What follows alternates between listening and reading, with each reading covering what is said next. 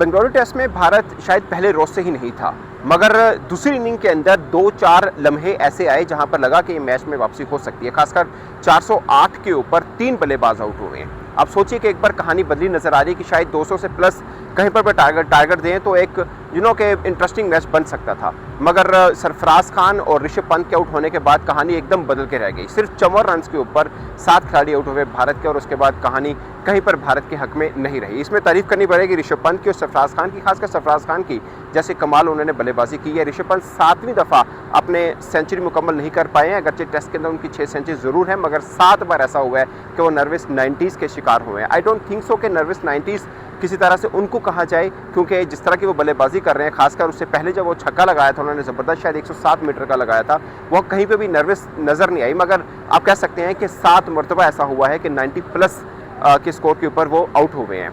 आप कह सकते हैं कि वो अपनी इंडिविजुअल गेम नहीं करते हैं, टीम के लिए खेलते हैं। जो पैटर्न उन्होंने शुरू में लेकर रखा होता है उनको फ़र्क नहीं पड़ता कि वो 90s पे खड़े हैं, उनको अपना सेंचुरी मुकम्मल करना है। जो स्टाइल है उस स्टाइल के साथ लेके चला जाता है, इसलिए ऋषभ पंत के ऊपर बहुत बात की जाती है। यही बात है कि ऑस्ट्रेलियाई क्रिकेटर्स भी उनको बहुत वेटेज देते हैं। जब जो बॉर्डर गावस्कर सीरीज़ के ऊपर बातचीत होती है, इसलिए ऑस्ट्रेलियाई जो खासकर फास्ट बॉलर हैं वो ऋषभ पंत को बहुत मानते हैं कि वो एक अच्छे और मंजे हुए बल्लेबाज हैं भारत के। मगर जहाँ पर अब उनके आउट होने के बाद, सरफराज के जाने के बाद कोई और बल्लेबाज टिक नहीं पाया, और सिर्फ 54 रन के ऊपर 7 बल्लेबाज आउट हुए भारत के, और उसके बाद कहानी मुझे लगता है कि भारत के हाथ से बिल्कुल निकल चुकी है, क्योंकि 107 रन चाहिए, बैड लाइट की वजह से मजीद मैच नहीं हो पाया, और शायद 2-4 ओवर होते हुए कभी विकेट मिलती, but I don't think so कि अब भारत के हाथ में कुछ खास रहा है, क्योंकि जिस तरह की पिच अभी तक भी बिहेव कर रही है, जितनी खुले में बैटिंग हो रही थी, अगरचे आखिरी 54 रन के ऊपर 7 विकेटें जरूर गिरी है, मगर ओवरऑल बैटिंग ठीक तरह से हुई उस पिच के अंदर। और आप देखें कि न्यूजीलैंड बॉलर्स की ठीक ठाक किस्म की पटाई भी की, खासकर सरफराज ने और ऋषभ पंत ने। और मुझे लगता है कि मैं जो पहले प्रेडिक्ट कर रहा था कि भारत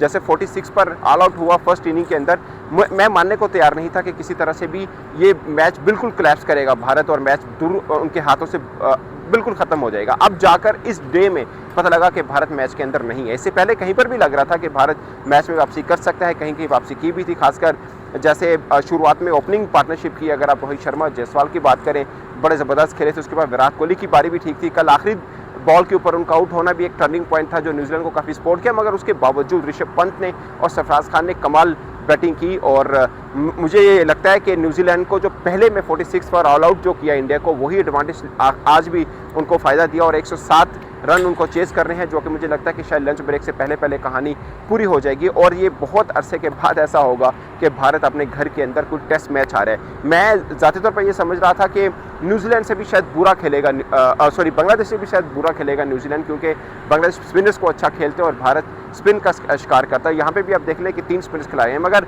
आप देखिए कि जो 46 पर ऑल आउट होने के बावजूद भारतीय बॉलिंग में भी कहीं पे प्रॉब्लम रहा कि आपने टीम सऊदी से भी 65 रन बना लिए। जडेजा ने भी ठीक ठाक किस्म की, रविंद्रा जडेजा की मैं बात कर रहा हूँ, उन्होंने भी, रचन रविंद्रा की मैं बात कर रही हूँ, उन्होंने भी ठीक ठाक किस्म की बैटिंग की है। मुझे लगता है कि वहाँ पर भी कुछ तकरीबन 80 या 100 रन बचाए जा सकते थे। यानी पहली इनिंग जो भारत बैटिंग में बुरा खेला, वो बॉलिंग में उसको कसर पूरी कर सकता था, मगर वो भी पूरी नहीं कर पाई। न्यूजीलैंड ने बैटिंग भी बहुत ज़बरदस्त की है, और अगरचे दूसरी इनिंग में इंडिया की बैटिंग भी बहुत कमाल रही है, मगर इतना कमाल नहीं था। उनको कम से कम 600 रन करने थे अगर इस मैच के अंदर उनको अपनी गिरफ्त को मजबूत करना होता। अब 107 है, जो कि मुझे लगता है कि शायद एक रस्मी कार्रवाई होगी और पहले सेशन के अंदर ही मैच मुकम्मल हो जाएगा। इस तरह से ये सीरीज़ में जान जरूर डालेगी, मगर भारत के लिए किसी तरह से भी ये शायद काबिल मंजूर, काबिल कबूल ना हो, खासकर वो भारत जो समझता है या दुनिया भी समझती है कि किसी भी तरह से किसी भी मौके के ऊपर पलट कर वार कर सकता है और कहीं से भी उठकर दोबारा मैच अपने पास ला सकता है। अगरचे आज के दिन में ऋषभ पंत ने, सरफराज ने वैसा कर भी दिखाया था, मगर फिर कहानी एकदम बदली उन दोनों के आउट होने के बाद। केएल राहुल के ऊपर थोड़ा सा रहता है कि वो उस तरह का किरदार नहीं निभा पाए, मगर मुझे लगता है कि सभी बल्लेबाज नहीं चल रहे होते एक मैच में। इस मैच में अगरचे ऐसा हुआ कि पहली इनिंग में सभी नाकाम हुए और दूसरी इनिंग में ऑलमोस्ट सभी चले। सो आए केएल राहुल को आप कह सकते हैं कि उन्होंने अच्छी तरह बैटिंग नहीं की है, और मुझे लग रहा था कि जडेजा कुछ रुकेंगे, अश्विन कुछ रुकेंगे, मगर वो भी टिक नहीं पाए, और 54 पर 7 जो है वो इंडिया के लिए बहुत बड़ा लॉस है। मुझे लगता है कि 408 पर 3 आउट थे, 408 पर चौथा आउट हुआ, और उसके बाद 462 के ऊपर पूरी की पूरी टीम फारिग हो गई है।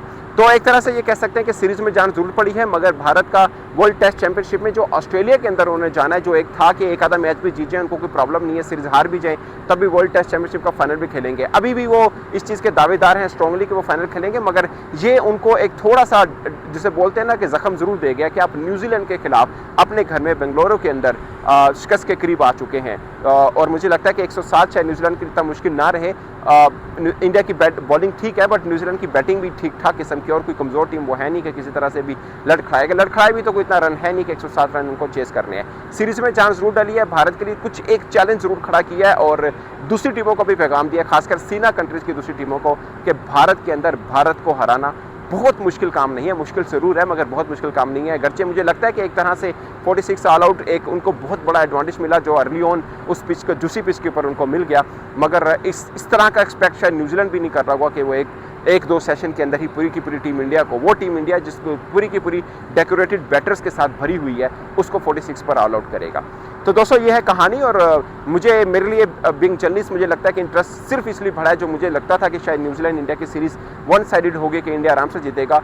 इंग्लैंड के बाद न्यूजीलैंड वो टीम हुई है जिसने इंडिया को इंडिया के अंदर एक टेस्ट मैच हराया। मैं करंट ईयर डेज की बात कर रहा हूँ, क्योंकि इससे पहले इंग्लैंड ने भी पहला टेस्ट मैच हराया था, मगर उसके बाद पूरी सीरीज़ में कहीं नज़र नहीं आए। अब न्यूजीलैंड भी तकरीबन हराने के करीब खड़ा है, और अगले मैचेस में वो कितना चैलेंज कर सकता है इंडिया को, वो जाहिर है मैच में ही नजर आएगा। बट मुझे नहीं लगता कि इंडिया कहीं से बड़ी कॉम्प्लीसेंट होगा। आई डोंट थिंक सो कि अभी भी हुआ होगा, मगर जो फॉर्मेट वो खेलते हैं, रोहित स्टाइल जो था, वो शायद इनको इसमें महंगा पड़ा। इस पर आप अपनी राय कमेंट बॉक्स में जरूर बताइएगा। मेरी तरफ से इतना ही, इजाज़त दीजिए, अल्लाह हाफिज़।